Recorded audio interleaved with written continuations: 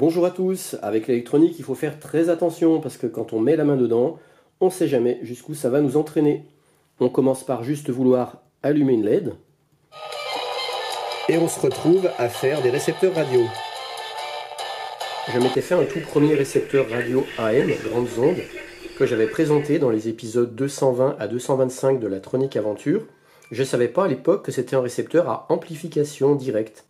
Ce type de récepteur, il a l'inconvénient d'avoir une sélectivité médiocre.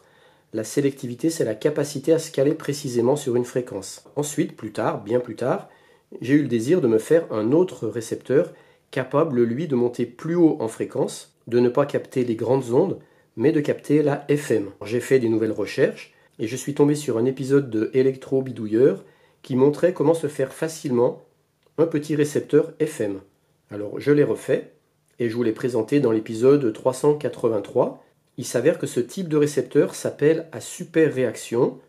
En fait, il est prévu à la base pour capter de l'AM, de la modulation d'amplitude, mais il peut aussi, on va dire par accident, capter de la FM. Et c'est comme ça que j'ai pu, moi aussi, capter assez bien de la FM, comme vous le voyez.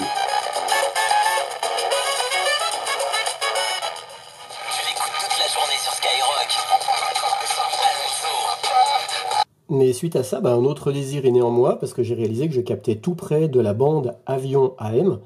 En effet, là, je captais jusqu'à 106 MHz en FM et la bande avion, elle est à partir de 120 jusqu'à 140 MHz en AM. Mais du coup, pour l'AM, ça tombe bien parce que ce type de récepteur à super réaction, il est justement prévu à la base pour capter de l'AM. Et je rappelle, c'est quasiment par accident qu'il capte aussi de la FM. Mais à la base, il est prévu pour capter de l'AM. Alors du coup, j'ai cherché à capter cette fameuse bande avion, et c'est là qu'un ami m'a conseillé ce blog qui présente justement un montage prévu pour ça. Alors je l'ai construit, il marche très bien, je vous l'ai d'ailleurs prouvé dans les épisodes 396 et 397 de la Tronic Aventure.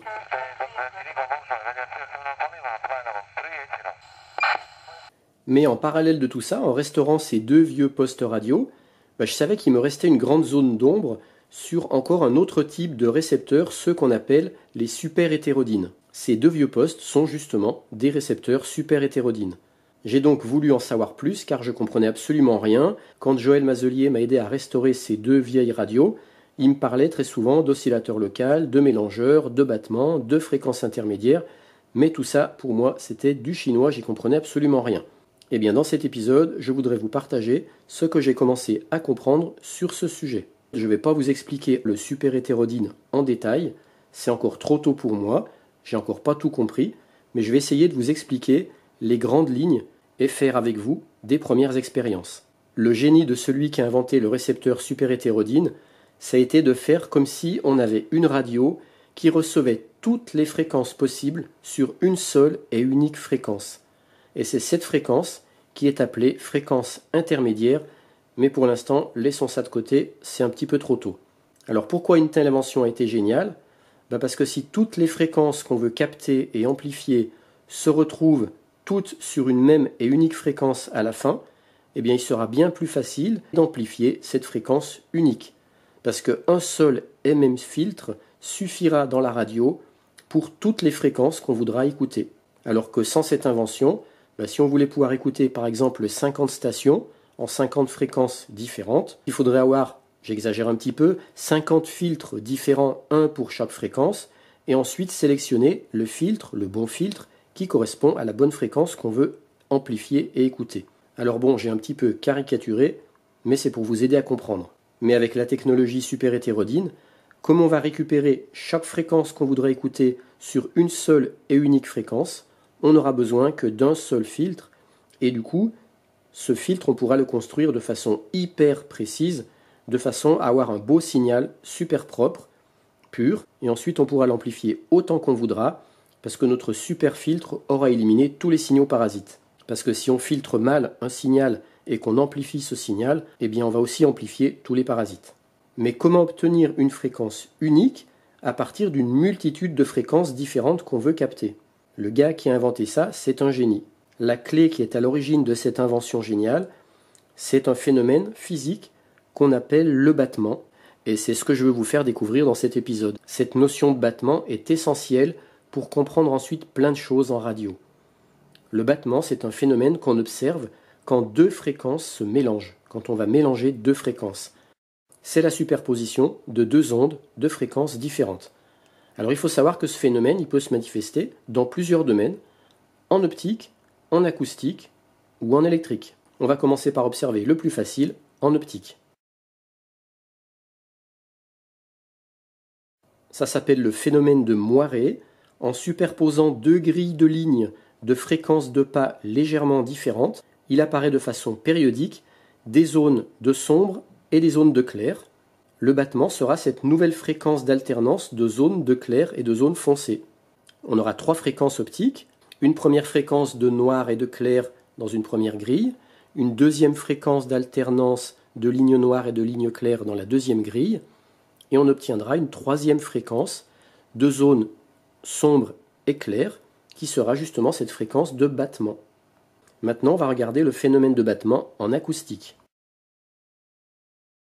Maintenant, on va observer le phénomène de battement en acoustique. Je vais générer sur des ordinateurs le même son. Je vais générer sur cet ordinateur-là un son en 1000 Hz et je vais générer aussi sur cet ordinateur-là un autre son, dans un premier temps également en 1000 Hz. On va voir ce que ça donne.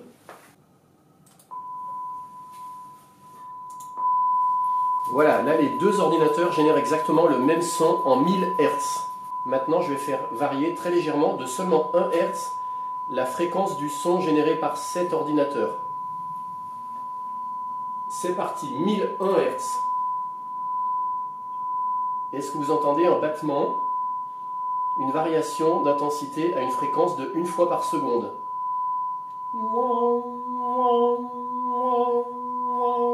Maintenant, je vais passer à 2 Hz d'écart. C'est parti. Donc là, on sent bien qu'il y a un battement à la fréquence de 2 Hz. 2 fois par seconde, on a cette amplitude de son qui bouge. Maintenant, celui-là, je le passe à 1003 Hz. Et maintenant, donc, on a un battement à la fréquence de 3 Hz. 1004 Hz. 1005 Hz. 1006. 1007. 1008.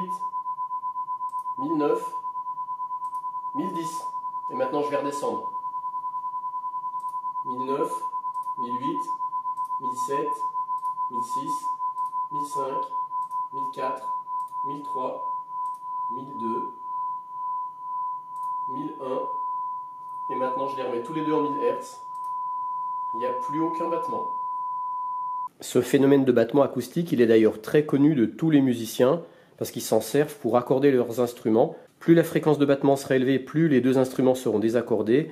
Et inversement, plus la fréquence de battement sera faible, plus ils seront proches de l'accordement.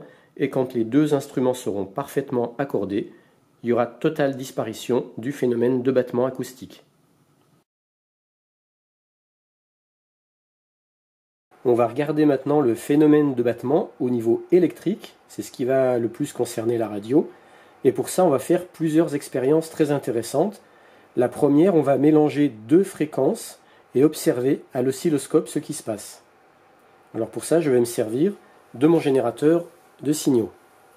Je vais me servir des deux voix.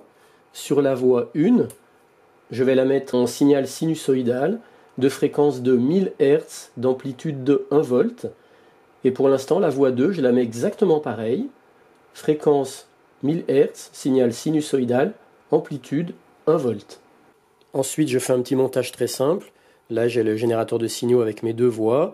Je les envoie chacune à travers une résistance de 1K. Et après la résistance, ici, je relie ensemble les deux voix. Et c'est ici que je viendrai brancher la voix 2 de mon oscilloscope pour observer la forme, la gueule du signal qu'on va récupérer quand on fera varier la fréquence d'une des deux voix. Et puis ici, je vais venir brancher la voix 1 de mon oscilloscope. Ça permettra de bien visualiser l'effet de battement qu'on va découvrir après. Donc pour l'instant, mes deux voix sont sur la même fréquence, de 1000 Hz. Et on va voir ce qui se passe quand je fais varier la fréquence de une des deux voix. Celle-ci restera à 1000 Hz et celle-ci je vais la passer à 1001 Hz. Et on va regarder ici, là où on viendra mélanger nos deux fréquences, derrière les deux résistances. Là on va venir mélanger nos deux fréquences et on va regarder la forme du signal. Le schéma que je vous ai montré au tableau, il ne comprend que les deux résistances ici. Alors ne vous inquiétez pas sur tout ce qu'il y a autour. Ça sera pour permettre, en plus, dans l'expérience qu'on va faire maintenant, d'entendre également le signal, mais j'y reviendrai dans l'autre expérience après. Et puis ça, pareil, c'est pour une autre expérience, mais pour l'instant, je ne m'en sers pas. Là, j'ai les deux voix de mon générateur de signaux qui sont sur 1 kHz. Maintenant, je passe la voix 2 à 1001 Hz, donc à 1,001 kHz. Alors à la fois, on entend le phénomène de battement, et on le voit à l'oscilloscope, puisque la voix en bleu, c'est le signal du 1 kHz, et en jaune, c'est le mélange du 1000 Hz et du 1001 Hz qui bat à la fréquence de 1 Hz, c'est-à-dire un battement par seconde. Et ce qu'on entend en audio, c'est le mélange du 1000 Hz et du 1001 Hz qui bat à la fréquence de 1 Hz en volume. On obtient donc un battement d'une fréquence de 1 Hz.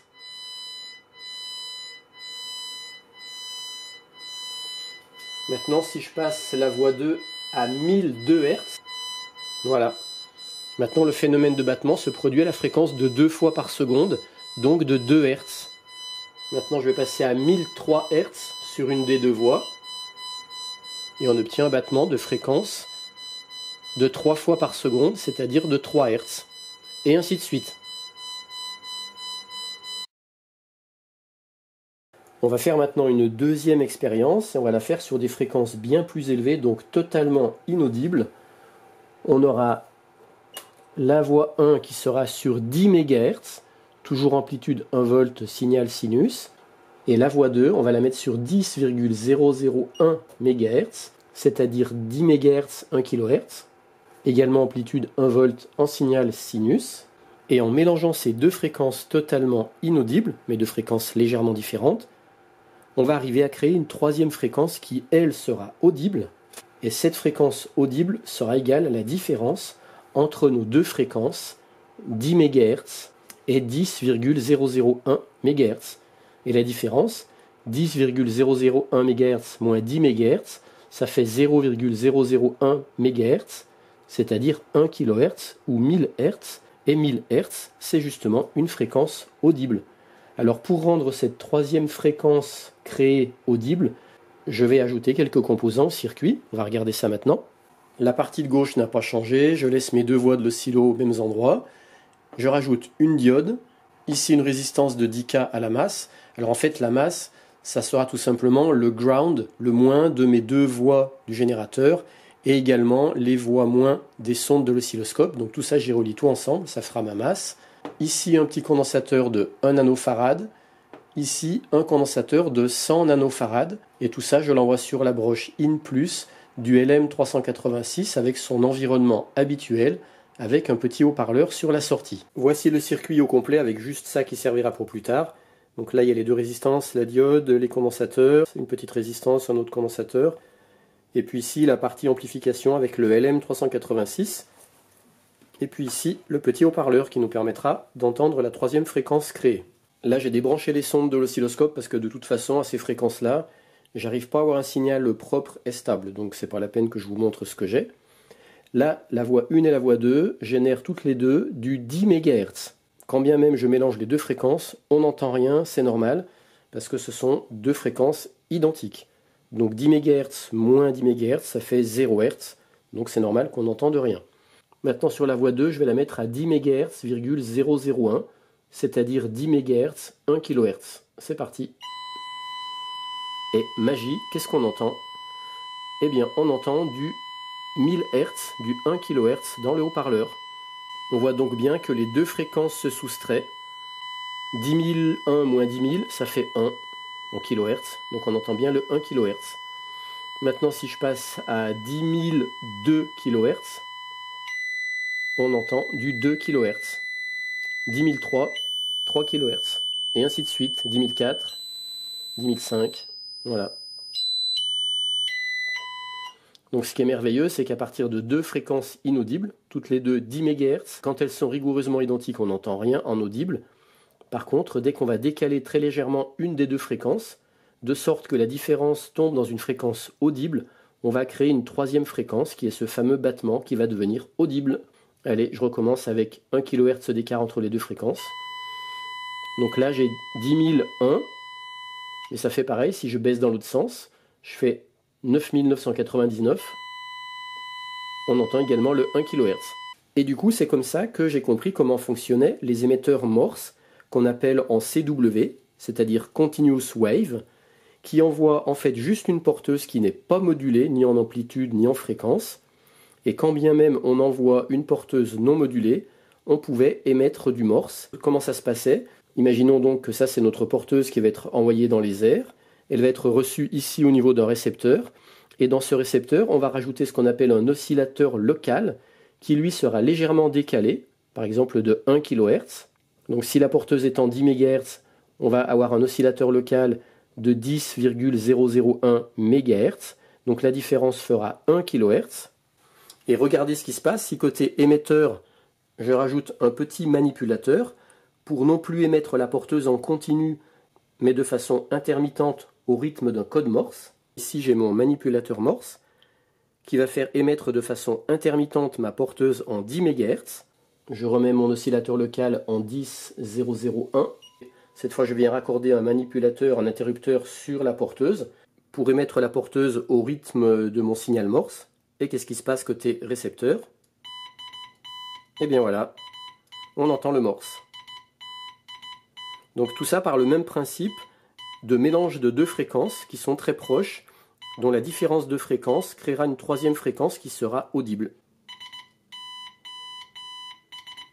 La partie de la voie 2 jusqu'au manipulateur, on va dire que c'est l'émetteur, et puis toute la partie ici constitue le récepteur.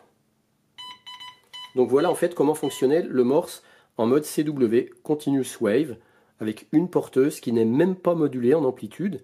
Et de l'autre côté, on ne démodule pas. C'est ça qui est intéressant, parce que comme on reçoit une porteuse non modulée, mais de façon intermittente, eh bien grâce à ce qu'on appellera l'oscillateur local, ça sera une deuxième fréquence dans un oscillateur, alors local parce que c'est au niveau du récepteur, eh bien en mélangeant ces deux fréquences, la fréquence de la porteuse reçue de façon intermittente et la fréquence permanente de l'oscillateur local, eh bien quand une porteuse sera reçue, on entendra un signal, le Morse. Pour être sûr de bien me faire comprendre, j'ai légèrement modifié le circuit. On va dire que ici, ça simulera un émetteur avec donc une porteuse qui sera en 10 MHz avec un petit manipulateur Morse. Donc il émet juste une porteuse non modulée au rythme du Morse. Donc là, moi j'ai une liaison filaire, mais on va imaginer qu'en fait ici, c'est une liaison par radio sans fil entre un émetteur ici et ici le récepteur. Alors le récepteur, il comprend quoi? Un récepteur qui permet de recevoir la porteuse en 10 MHz. Il va contenir également ce qu'on appelle un oscillateur local de fréquence très proche de cette porteuse non modulée. En l'occurrence, dans mon cas, 10,001 MHz.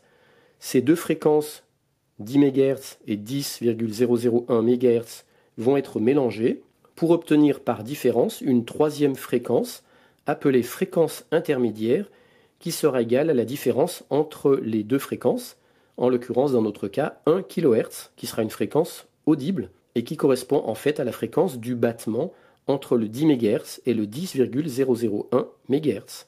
Et donc c'est ce battement qu'on entend qui correspond au 1 kHz et ça fera le signal Morse audible qu'on entendra du côté du récepteur.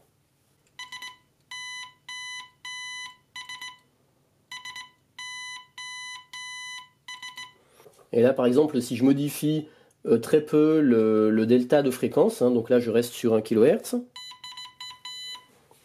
là je me mets par exemple sur 1,1 kHz, je change la tonalité de mon signal Morse. 1, 2, 1, 3. Maintenant, comme moi, vous connaîtrez le principe de transmission de radio en mode CW, Continuous Wave. Une fois qu'on a compris le mélange de deux fréquences, d'une fréquence reçue par radio avec un oscillateur local qui créera une fréquence intermédiaire, qui sera la fréquence du battement, eh bien on pourra commencer à comprendre le principe de fonctionnement d'un récepteur super-hétérodyne, parce que justement, un récepteur hétérodyne ou super-hétérodyne, il a besoin d'un oscillateur local pour créer une fréquence intermédiaire. Alors après, moi je me disais, mais quel est l'intérêt de créer une fréquence intermédiaire?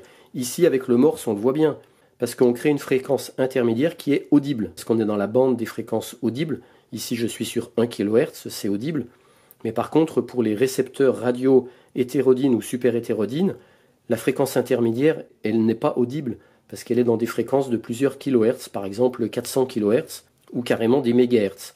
Donc je me disais, mais quel est l'intérêt de faire tout ce bazar avec un oscillateur local pour créer après une fréquence intermédiaire qui de toute façon ne sera pas audible? Eh bien, comme je le disais au début, l'intérêt, ça sera de créer au niveau du récepteur un système qui fera que l'oscillateur local, il aura toujours le même écart entre la fréquence reçue en radio et la fréquence de l'oscillateur local, par exemple 450 kHz. Eh bien, ça revient à se faire une radio qui recevrait toutes les fréquences possibles sur une seule fréquence, la fréquence intermédiaire ou la fréquence de battement. Si on arrive à recevoir toutes les radios, pas à la fois, mais une seule à la fois, mais toutes sur une seule fréquence, et bien là, on pourra se faire un filtre hyper précis, parce qu'on sait qu'on devra toujours amplifier la même fréquence. Et c'est ça le génie de celui qui a inventé les récepteurs hétérodynes, enfin le système hétérodyne ou super-hétérodyne, c'est qu'au final, on va toujours amplifier la même fréquence. Et en bonus, regardez ce que je viens d'arriver à faire du coup. Cette fois, c'est de la radio, il n'y a plus de fil. Et je me sers de mon générateur de signaux pour créer ma porteuse non modulée ici. Ce qui fait qu'ici, j'ai mon émetteur avec une porteuse non modulée en 2 MHz. J'ai mis un petit manipulateur, j'ai mis une antenne filaire avec une antenne boudin qui tombe au sol. Et puis de ce côté ici, j'ai mon récepteur avec la deuxième voie du générateur de signaux qui envoie sur le récepteur une fréquence pour mon oscillateur local, légèrement décalée en 2,0023 MHz. Et le mélange des deux, c'est le même montage que tout à l'heure. Ça me fait une fréquence intermédiaire audible de 2300 Hz. Et ça fait mon signal morse qui est audible. Sauf que là, cette fois, je le transmets par liaison radio. J'ai rajouté une petite antenne derrière la diode au niveau de mon récepteur. Et puis ici, des antennes un peu au pif derrière le manipulateur. Je viens de me faire mon premier système de transmission morse par radio en mode CW, porteuse non modulée. Et du coup, côté réception, j'ai pas besoin d'avoir un démodulateur d'amplitude, puisque ce que j'envoie côté émission, c'est une porteuse qui n'est pas modulée. Après, j'ai bien conscience que mon système il a une portée très réduite, mais c'est le but, parce que je vous rappelle, j'ai pas de licence de radio amateur, et de toute façon, il est interdit d'émettre à ces fréquences-là. Donc là, c'est purement expérimental. Comme je vous avais averti en début de cette vidéo, je ne vous ai pas expliqué la totalité du récepteur hétérodyne ou super-hétérodyne. Il est possible que je vous fasse une vidéo complémentaire. Allez, à bientôt dans la Tronic Aventure, salut!